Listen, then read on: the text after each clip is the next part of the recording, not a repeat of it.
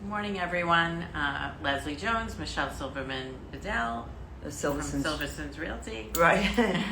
And Leslie's the real estate attorney. Today we'd like to speak about escrows and the importance of it and the purpose of it in a real estate transaction.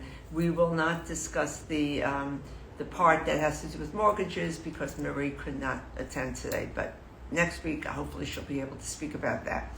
So I mean, when you go into a transaction on real estate, when you buy a property, you typically have to put a down payment down, right? You have to put money towards the purchase price. So that down payment, and typically is 10%. It could be less depending on the kind of financing you're doing. But typically, in a typical transaction or a vanilla transaction, you would put 10% on contract.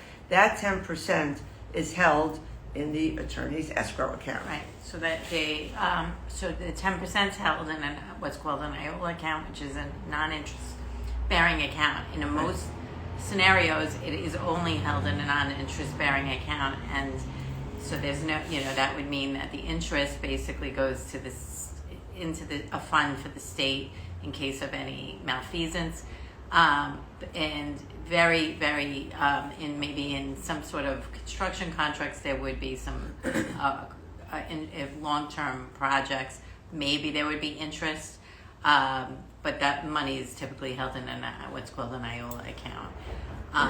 And so that's the purpose of escrow, and that's held and it acts as a credit at the time of closing.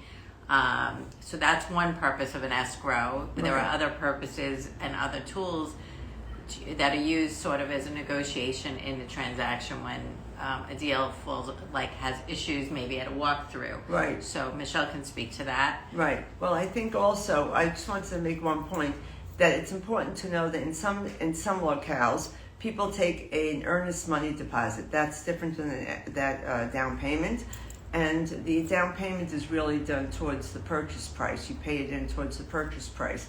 And I think it's held and dispersed at the time of closing, right?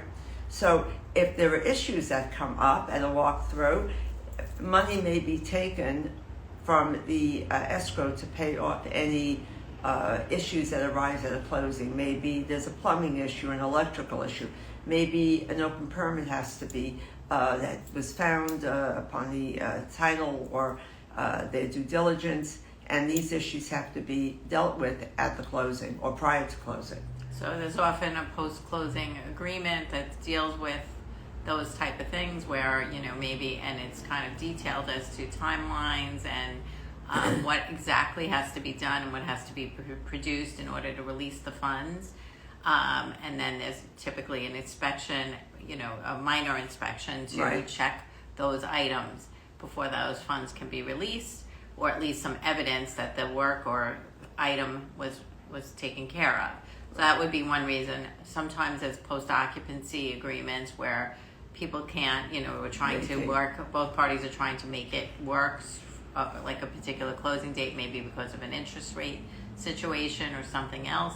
So we typically would hold some funds in escrow, and once the final walkthrough is done, because the people haven't cleared the house, vacated, right?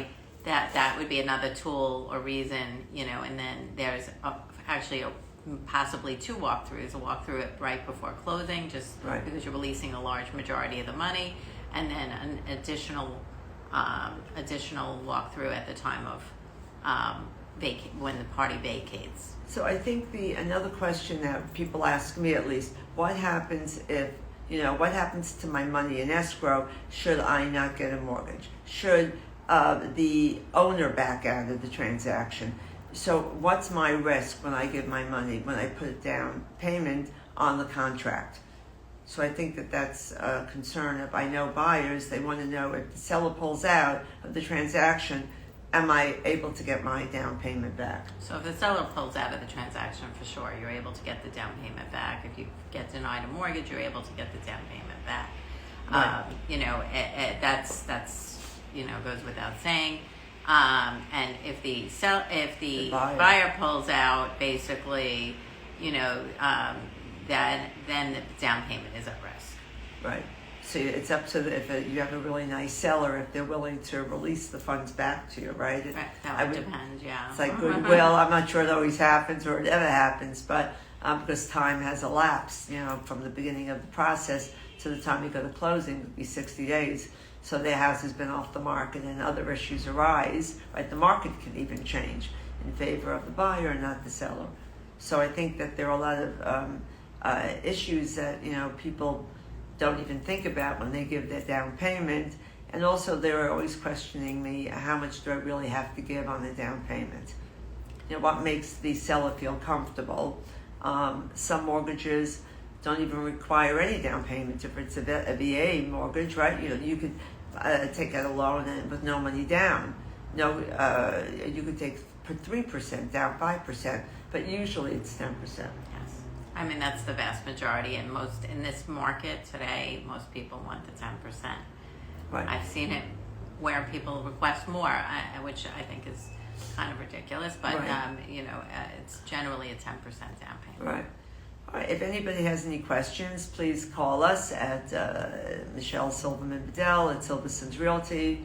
Leslie Jones. Any questions? Please feel free to reach out. Or to reach out to us on email or through Instagram. Have a great weekend, guys. Hopefully the weather will warm up. Bye-bye. Bye-bye.